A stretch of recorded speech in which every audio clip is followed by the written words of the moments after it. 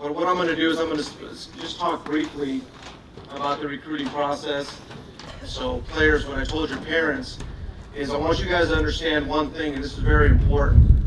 I know every single one of you has dreams of playing in college. And if I ask every single one of you, you want to play for the name brand schools, right? The LSU, the Texas, the UCLAs of the world. And at the end of the day, nobody's here to, burst your bubble or kill your dream.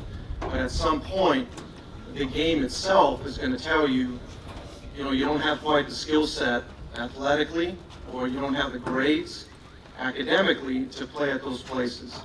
Another thing you have to understand is a lot of these programs that operate on a national basis can do exactly that. They can recruit on a national basis. And just to throw out a few numbers, when you look at a Division I school, if they're fully funded, they have 11.7 scholarships. Okay, that's it. For about a roster of 35, is that what we're still operating under?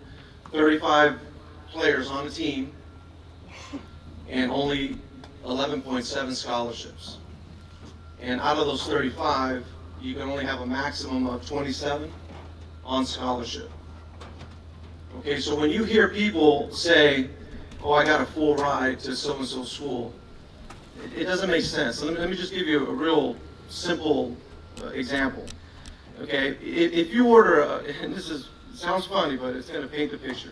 If you order a big extra large pizza, okay, it's going to come in 12 slices. And that 12 slice didn't quite make it. It's only 70% of a slice. So you got 11.7 slices of pizza. And how are you going to feed a family of 35? Are you going to be able to give out full scholarships?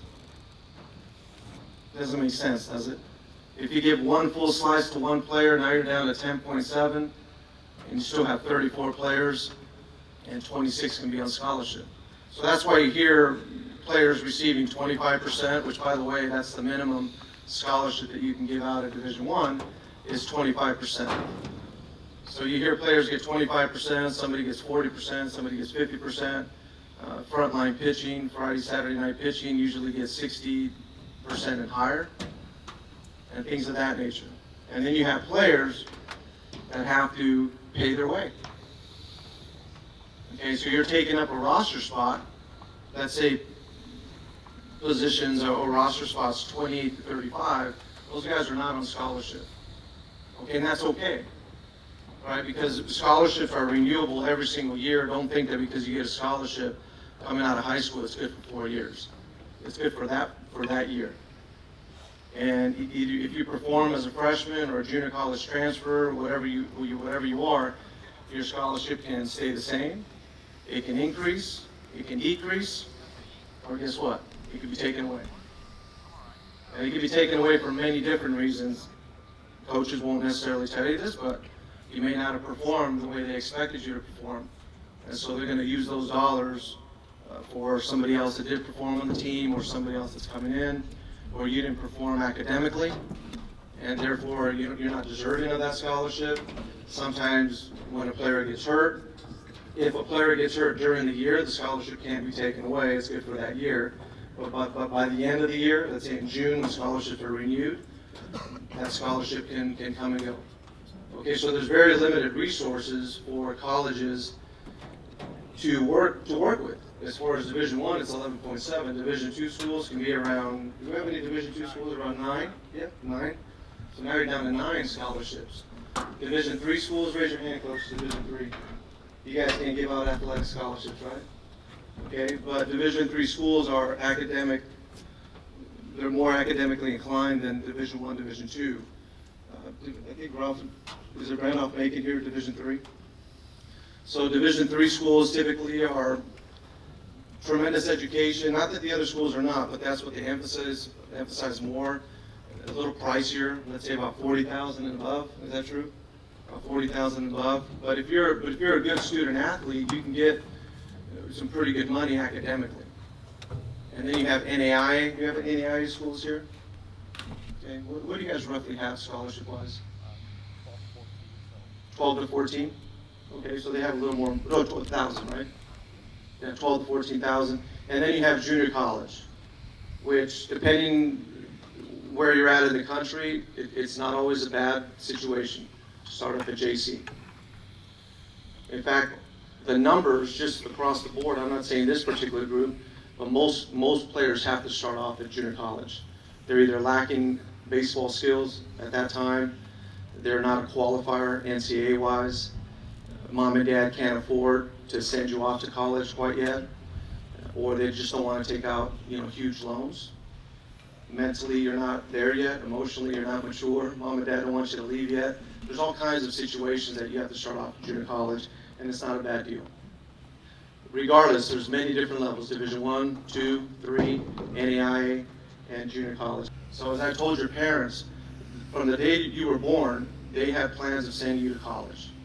So that's the goal. If you play baseball in college, that's just extra. Okay, that's icing on the cake. But every single one of you should keep thinking about, I'm going to go to college, I'm going to go to college. If baseball allows you to get in, get a little bit of money, gives you a chance to play, that's icing on the cake. So if any school, shows you, some interest, some love, a little respect, and they offer you money regardless of the level, you need to listen. Because I've seen a lot of players, they go, I don't know, I'm not going to go play for so-and-so school. They're out in the middle of wherever. And players blow them off. Okay, just because these coaches are coaching at a certain level, that doesn't mean that they played at that level. A lot of these coaches have tremendous backgrounds. They have professional backgrounds, they played at major Division I schools, they've coached at other areas. They're at these levels for many different reasons.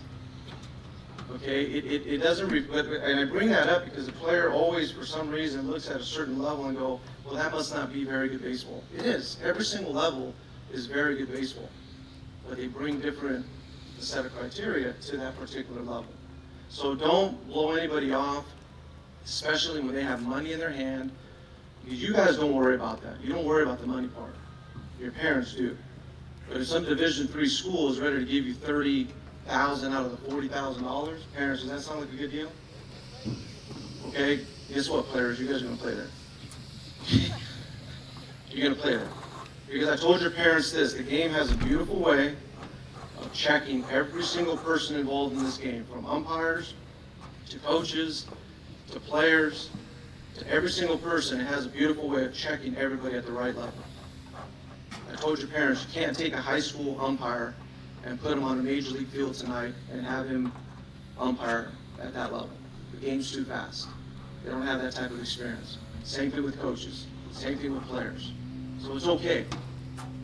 As you go through the process of tournaments and showcasing and things of that, you're doing the right thing. You're getting in front of the coaches. But, I'm not saying to sit back. But you also have to be proactive, which you have been today. But keep going out, and when the game starts shuffling you this way, hey, looks like Division II is a little better route. Looks like Division III, NAIA, JC, or maybe Division I does pop up. Then be all ears. All right? They know exactly what works, number one, in their program, number two, in their conference, number three, at that level. They understand the makeup, academically, athletically, just work ethic, all kinds of things. They know what works for them. So as these guys are watching, you guys have to keep that in mind. You just have to keep doing what you're doing. Don't try to be someone that you're not. It's like batting practice, right? I mentioned some of you guys. If you're a bottom of the order, singles, off-field type hitter, that's who you are. Stay inside the ball and stay short to the ball. Don't start pulling and trying to hit home runs thinking that that's what we want to see. There's many different needs, right? There's many different needs and many different philosophies of playing the game.